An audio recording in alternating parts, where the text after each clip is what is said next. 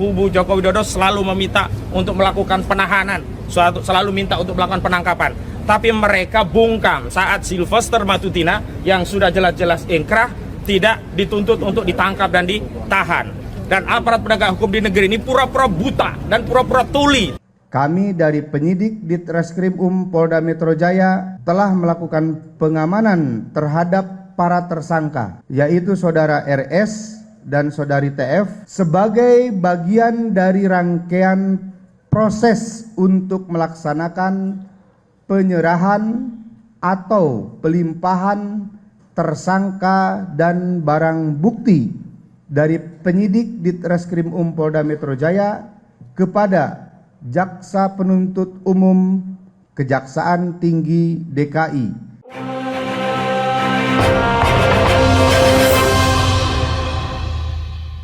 Halo Sobat Noder, kemana Anda pergi hari ini? Weekend Sabtu 20 Juni 2026, belum 2027. Cak Dodo katanya bepergian membesuk Roy Suryo dan Dr. Tiva. Assalamualaikum Cak Dodo, salam FNF. Waalaikumsalam warahmatullahi wabarakatuh. Selamat pagi Cak Jarod dan juga pemirsa di seluruh Indonesia. Gimana kabarnya juga nih Cak Jarod pagi hari ini? Ibarat menegakkan benang basah, itulah keadilan dan kondisi hukum di tanah air. Kalau nggak percaya, lihat bagaimana Dr. Tiva dan Roy Suryo ditangkap oleh Polda Metro Jaya. Kira-kira kejanggalan apa Cak Dodo yang bisa di-spill ke Sobat Noder? Iya, semuanya janggal. Pertama, ini Roy Suryo dan Dr. Tiva dan mungkin beberapa yang lain dari 8, kemudian 3 yang sudah membelot. Tapi yang menjadi fokus dari rezim ini adalah Roy Suryo dan Dr. Tiva yang kemudian 2 orang ini yang melakukan penelitian tentang ijazah Jokowi. Nah, dengan ditangkapnya 2 orang ini semakin membuat publik nggak percaya sama yang namanya polisi, sama yang namanya pengadilan di Indonesia. Karena ternyata pengadilan bukan untuk menegakkan keadilan, bukan untuk menyamakan kedudukan hukum, tetapi pengadilan di Indonesia mengikuti perintah dan petunjuk dan telunjuk janji pemilik uang dan pemilik kekuasaan. Jadi kasusnya Roy Suryo yang mempertanyakan ijazah Jokowi hari ini mencapai puncak kekecewaan publik, di mana polisi tidak berdiri di tengah-tengah, tapi terlihat sekali berdiri di pihaknya Jokowi. Sobat Noder, hampir setahun Dr. Tiva dan Roy Suryo melakukan kewajiban untuk lapor, karena wajib lapor kan, dan itu dilakukan. Tidak ada sekalipun mereka berizin, dan makanya aneh, kenapa harus ditangkap pagi-pagi hari, kenapa tidak menggunakan surat panggilan, tiba-tiba mendadak seperti teroris kayaknya, Cak. Masih ingat dengan si Munarman? Penangkapannya juga sama seperti teroris. Ini artinya polisi belum berubah, tetap seperti yang dilakukan oleh Kapolri Listio Sigit di bawah binaan Jokowi. Siapapun yang menghadapi hukum di Indonesia pasti frustasi. Karena penegak hukum, polisi yang dianggap sebagai penegak hukum, ternyata tidak menegakkan hukum. Yang ditegakkan adalah pesanan politik tertentu, pesanan pihak-pihak tertentu untuk menghajar orang yang dimusuhi. Munarwan saya jadi ingat dulu ditangkap pada saat buka puasa, bahkan untuk pakai sendal jepit pun dilarang. Ini kan teror nih, detail. Maksudnya Munarwan diteror dan diintimidasi. Pasti sakit hati orang diperlakukan seperti itu. Demikian juga Roy Suryo. Menurut pengacaranya Refli Harun, Roy Suryo habis sholat subuh sampai di rumah, baru mau mandi dan ganti baju, tidak diizinkan. Harus langsung berangkat, dan bahkan ketika istrinya Roy Suryo mempersilahkan para polisi ini untuk duduk di ruang tamu, polisi itu tidak mau dan ingin masuk ke kamar.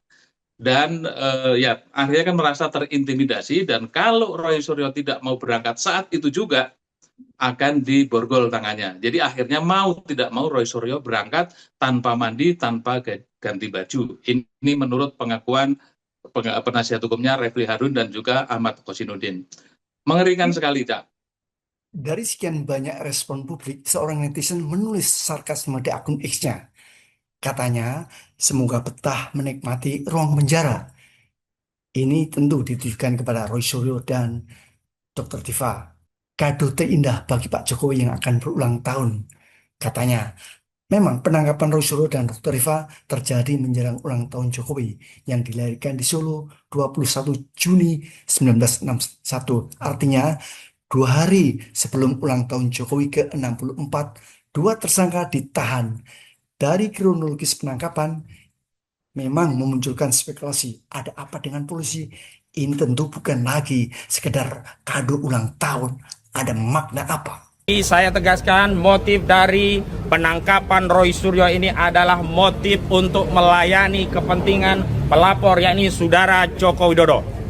Karena berapa kali banyak sekali ya kubu Joko Widodo selalu meminta untuk melakukan penahanan, selalu minta untuk melakukan penangkapan. Tapi mereka bungkam saat Sylvester Matutina yang sudah jelas-jelas ingkrah tidak dituntut untuk ditangkap dan ditahan. Dan aparat penegak hukum di negeri ini pura-pura buta dan pura-pura tuli, tidak melihat ketidakadilan ini secara telanjang dipertontonkan kepada publik, manakala ada seseorang yang sudah ingkrah, sudah pasti bersalah, sudah tidak ada upaya hukum, disandingkan dengan orang yang baru tersangka, yang masih punya hak presumption of innocence, hak praduga tidak bersalah, justru diperlakukan seperti seorang penjahat, sementara yang sudah ingkrah tidak diperlakukan sebagaimana mestinya. Lalu kemana rakyat akan mencari keadilan? Ya, jangan berharap hukum akan tegak di bawah Presiden Prabowo yang berkaitan dengan Jokowi dan keluarganya. Tapi mungkin kalau tidak berkaitan dengan Jokowi dan keluarganya, mungkin masih bisa diproses sebagaimana mestinya. Mestinya seperti Dadan, CS, itu kan orangnya Jokowi. Selama tidak menyangkut Jokowi secara pribadi maupun keluarga, kelihatannya Pak Prabowo masih berani melakukan itu. Tetapi kalau sudah menyangkut Jokowi dan keluarga, harga mati kelihatannya itu sudah harga mati bahwa tidak boleh diutak-atik seperti itu. Nah, pertanyaannya, apakah negara boleh dikelola dengan cara seperti itu? Katanya negara itu, hukum itu equality before the law. Jadi semua orang sama di depan hukum. Ternyata hukum di Indonesia tidak sama.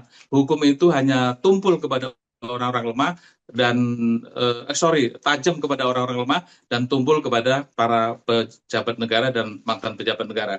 Jadi kalau berharap kepada Prabowo kasusnya Jokowi akan tuntas itu kelihatannya mustahil, dan semua sudah terlihat sampai hari ini, di mana kasus yang sudah berjalan 1 tahun yang ditunggu-tunggu oleh publik Prabowo akan tegas dan kemudian menegakkan hukum, ternyata sami mawon sama saja, dan kekecewaan semakin memuncak hari ini ketika Roy Suryo dan Dr. Tifa, orang yang melakukan penelitian tentang ijazah Jokowi, diperlakukan seperti koruptor, seperti penjudi, seperti pemalsu uang dan juga narkoba. Jadi ini sangat tidak adil. Pak Prabowo, Anda bisa disebut tidak body dalam istilah Surabayaan. Pak Prabowo nggak body, tidak bisa berubah apa-apa, tidak bisa melakukan apapun ketika bersinggungan seperti yang disebut Cak Dodo dengan Jokowi. Masih ingat Cak Dodo, bagaimana Sylvester Matutina, dia terpidana 1,5 tahun penjara, sudah inkrah, sudah diputus oleh MA, tapi tidak bisa dilakukan vonis pelaksanaannya.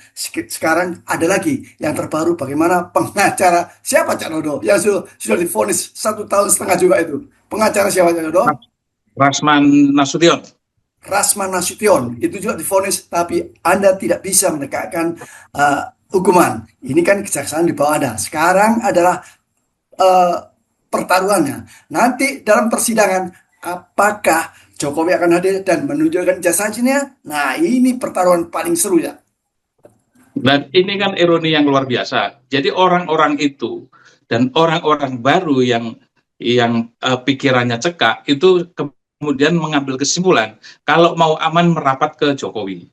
Dan betul kan, seperti Matutino aman, seperti Rasman juga aman, dan yang terakhir adalah Lismon Sianipar juga aman karena merapat kepada Jokowi. Jadi ukurannya bukan soal kebenaran, bukan soal kejujuran, tapi loyalitas. Siapapun yang loyal kepada Jokowi itu akan aman. Nah, ini kan Jokowi sudah melebihi dewa ini, disembah-sembah, disanjung-sanjung, didekati, dipuja, dan lain sebagainya untuk mendapatkan keamanan. Padahal keamanan dan ketidakamanan itu kan adalah milik yang kuasa. Selama kita menjadi orang lurus, orang jujur, insya Allah aman. Tetapi buat mereka ternyata tidak. Ukurannya bukan itu. Ukurannya adalah loyalitas dan keberpihakan. Ketika mereka berpihak pada dan loyal kepada Jokowi, maka mereka aman. Dalam relasi antar negara, hubungan bilateral maupun universal. Pak Prabowo, Anda pasti ingat bagaimana penegakan hukum menjadi syarat utama untuk apa? Sebuah peradaban. Jika peradaban itu tidak bisa disebut peradaban, artinya dunia hukum benar-benar rusak. Dan ini Cak Dono, ini akan berpengaruh terhadap respon masyarakat publik. Bagaimana selama ini setelah rupiah ambles, indeks harga saham gabungan juga belum pulih benar. Sekarang ditambah dengan problem hukum yang benar-benar menyengsarakan rakyat Indonesia. Cak Dono, barangkali ada kutipan menarik bagi Pak Prabowo maupun Pak Jokowi. Pak Prabowo segeralah kembali ke jalan yang benar. Jangan yang dijadikan ukuran adalah Jokowi, karena masih ada 285 juta rakyat Indonesia yang berpikiran waras, yang berpikiran menjunjung tinggi kebenaran, kejujuran, dan keadilan. Saya ingin mengingatkan lagi bahwa kemarin saya juga habis diskusi sama orang dari Surabaya seperti itu, melihat kondisi hari ini rasa-rasanya akan terjadi perlawanan rakyat yang tidak takut lagi pada aparat keamanan. Dan mereka sudah melihat tanda-tanda itu, dan itu mereka rutin melakukan pertemuan yang dihadiri oleh para sesepuh, tokoh masyarakat, raja-raja senusantara yang dulu menjadi penguasa di daerah-daerah.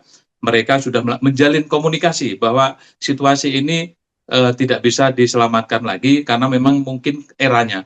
Nah, ini kalau kita kaitkan juga dengan prediksi dari Cak Nun, MH Ainun Najib, bahwa sekitar bulan Juli, Agustus sampai Oktober itu akan terjadi, kalau menurut versi Cak Nun, adalah El Nino. Jadi bukan El Nino angin angin topan bencana alam, bukan, tapi El Nino dari energi masyarakat Indonesia yang terpendam selama ini kemudian terungkap secara merdeka, secara luas, dan itu menimbulkan kekacauan di negara kita. Kita berharap mudah-mudahan jangan terjadi. Kalaupun terjadi, kita tidak terkena dampaknya. Jadi ini kalau dibilang penegakan hukum ini agak bullshit, karena ini jelas penegakan politik. Karena penangkapan Roy Suryo dan Dr. Tifa itu dilakukan 2 hari setelah Rismond menyerahkan buku temuannya Rismond yang baru, yang judulnya kira-kira membantah temuan dari Rismond yang selama ini. Jadi judulnya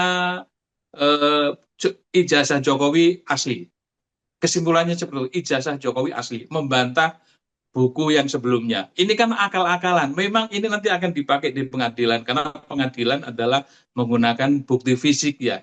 Bukti ini yang akan dijadikan Rismond menjadi pembela Jokowi, dan akhirnya nanti Roy Suryo dan Dr. Tifa dan yang lain-lain menjadi pihak yang kalah di pengadilan. Kira-kira seperti itu prediksinya. Semakin bertambah, setelah MBG tidak selesai-selesai, begitu juga Operasi Merah Putih menumpuk di belakang istana. Sekarang tambah lagi bagaimana persoalan klasik tentang ijazah Jokowi dibiarkan berlarut-larut. Tapi semua Sobat Doer, selamat menikmati akhir pekan Anda bersama keluarga cinta. Assalamualaikum, salam FNF. Waalaikumsalam warahmatullahi wabarakatuh. Salam freedom and fairness. Tahan. Mas Roy. Ya, ayo Mas Roy. Halo Mas Roy. Gimana kabarnya kondisinya Mas Roy? Mas Roy. Sabar Mas. Tadi dok. Terganggu nggak dok? Apakah hari ini sehat Dr. Tifa?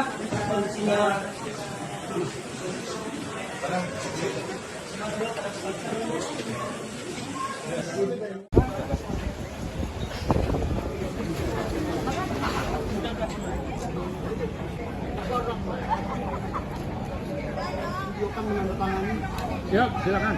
Ini sepertinya menandatangani.